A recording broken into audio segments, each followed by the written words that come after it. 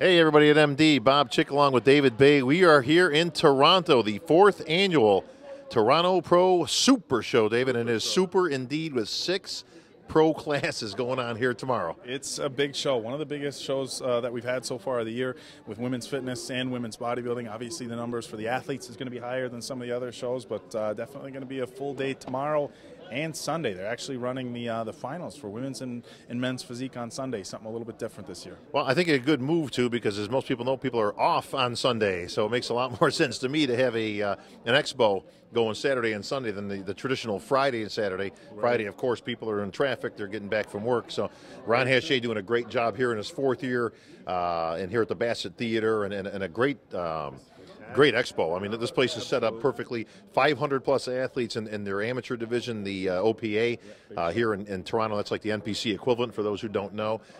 So a very big show. We're going to focus and showcase on the men in the 212 really quickly, though. We've got some good women's divisions as well. Yeah, we have fitness. Trish Warren, she jumps out as a big name.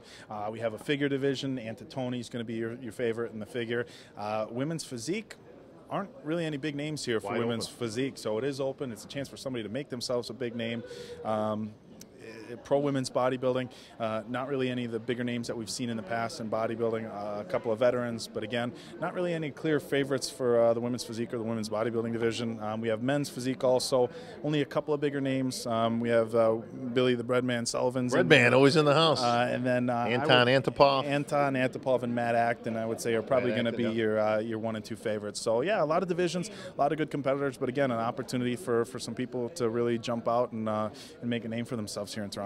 Well, a little bit of different setup here. We've got the 212 going on stage tomorrow, and it is a loaded class. You have 30 competitors in the men's 212, the biggest class of all 6 divisions here being represented, and some pretty good names in there. Yeah, the 212 is growing. You know, it was one of those divisions when it started. Is it going to be able to be sustainable on its own? And you're really starting to get some big names that jump out.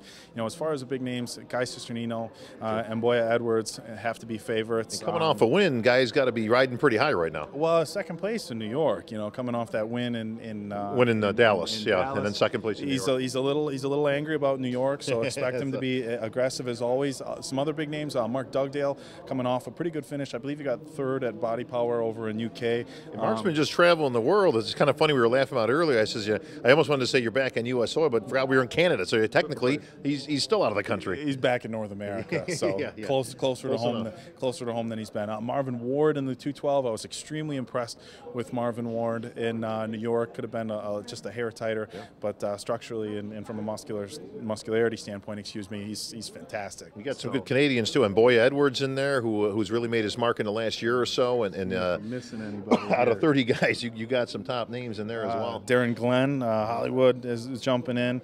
Also have Thomas Benagli. Tomas Benali, a man from Italy. Yeah, 3rd place in Dallas. So look for him to do well. He slipped a little bit in New York against a tougher lineup, but yeah, it's an absolutely stacked 212 division. So it should be interesting to see how it plays out. Well, 30 of them coming here. Only one's going to walk out with the title, and of course the 212 showdown on Olympia weekend, the 50th anniversary of Joe Weider's Mr. Olympia this year. So a lot on the line here today. David, let's get into the men's open now.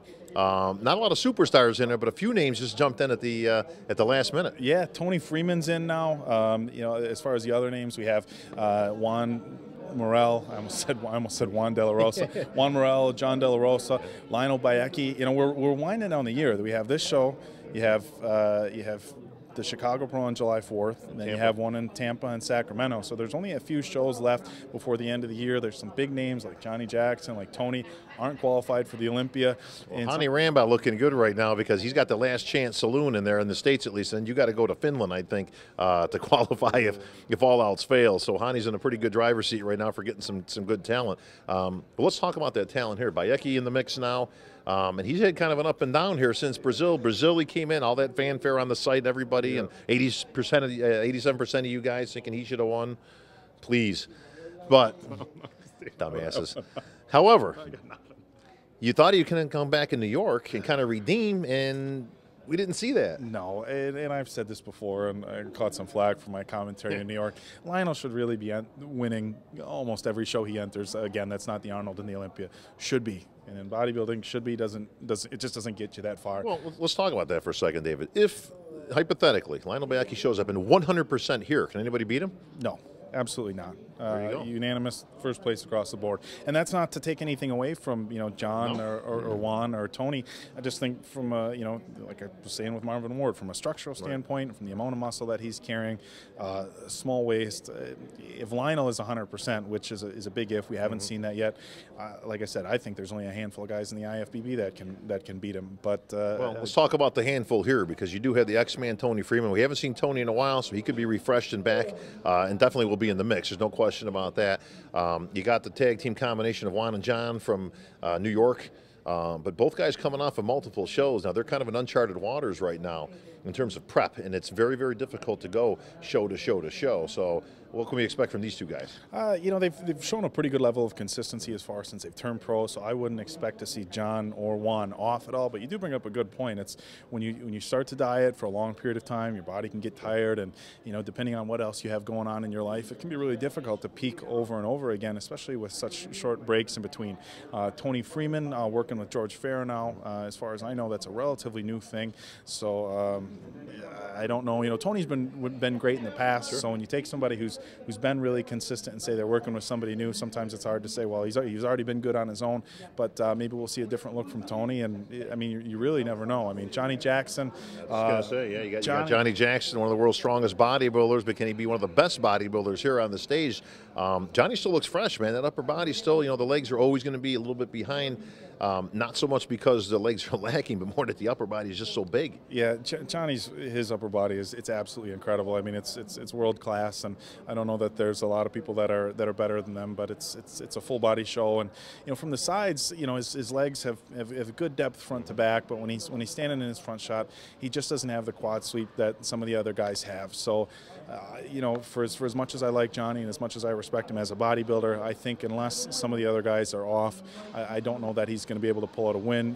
He's definitely not going to. I don't see him dropping outside of the top 5, so it'll be a good finish for Johnny. But again, with the way the lineup is, I don't see him really pulling out a win unless some of the other guys are off. Give me some dark horse picks now. We got some names back in the mix. Yeah, you always got to have a dark horse pick, David. Jeff Long, I see his name on the list. Yeah, Jeff Long. The guys on the boards love to give Jeff Long a hard time. And well, for the record, he is here. He does have a number. He is checked in. So we are going to see, barring anything unusual, of course, we will see Jeff Long on stage. What can we expect? I saw some pictures online, and as I will state now, as I always have, those don't really always tell the story. But the story that I told from the pictures is that he's probably at his best since he won his pro card. He looked pretty lean. Looked pretty dry. Obviously, sometimes the hotel room lighting and kitchen lighting and that sort of stuff. Kitchen's always the best, bro. If we ever have another show, I'm going to call it the Kitchen Classic, and I'm just going to set up like a mock kitchen on stage with some lighting. It'll be the best lighting of any show. Cut a sunlight. Sunroof. We got the sink in the background. Yeah. Got a little tile work, which I do. I didn't know that, but everybody would be at their best ever. As far as any sort of dark horse, I guess Clarence Devies from Belgium. Clarence has got a ton of muscle and really good structure, but he's another Lionel when it comes. We've seen Clarence very good, where you're like, whoa, Clarence has got packing some muscle, man. And you've seen Clarence not so good. Now, I did talk to his trainer earlier today, and he told me Clarence was actually battling some illness just a few weeks ago. He was kind of on the fence actually whether to go in the show, but you know what? It doesn't make any difference when you're on that stage. The minute you put that number on there and you walk out, the judges ain't giving you an interview. They're going to judge on what they see. So, if Clarence is on, he could be in that mix. If he's off, he's going to be on the outside looking in. Yeah, if I didn't hear that, but if Clarence is usually, from what we've seen, he has some issues with his conditioning, and if his trainer's, talking about how he's been battling some sicknesses, I think that's probably a clear sign. That's probably a clear sign that we're not going to see him at 100%. So I hate to write him off before the show even starts, but if that was the talk, he's probably not going to see him, cracking that top 5. All right. Well, that kind of wraps it up for the pregame, but we got a little different schedule here, MD. So keep in touch throughout the weekend, because we'll be coming back with updates and reports prejudging tomorrow morning, we're going to start things off with women's fitness, pretty much all the women's events.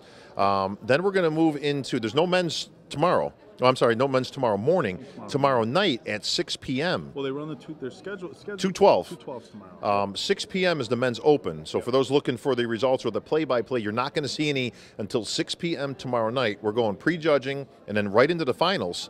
And it's a little different format. It's going to be kind of interesting. And the finals for women's physique and men's physique is going to be Sunday. at noon on Sunday. That's right. Yep. So a little different formatting here, but it can be interesting to see the guys actually have a nighttime prejudging, which is not very usual. They like it. I love it. They like it. So we'll see how it pans out. So we'll be coming back for the post-game report tomorrow night, but we'll have some updates after the initial prejudging tomorrow. Of course, all the expo stuff will be going on. Lots of superstars in attendance here. I saw the Blade earlier. I know Mr. Olympia himself, Phil Heath, is in the house. Jay Cutler. We got Ronnie Coleman, lightweight. So we'll be seeing all the boys here. So we'll be coming back with some interviews tomorrow. And we'll see how close David is in his picks. That's about wraps things up here in Toronto. For David Baye, I'm Bob Chick. We'll see you guys tomorrow.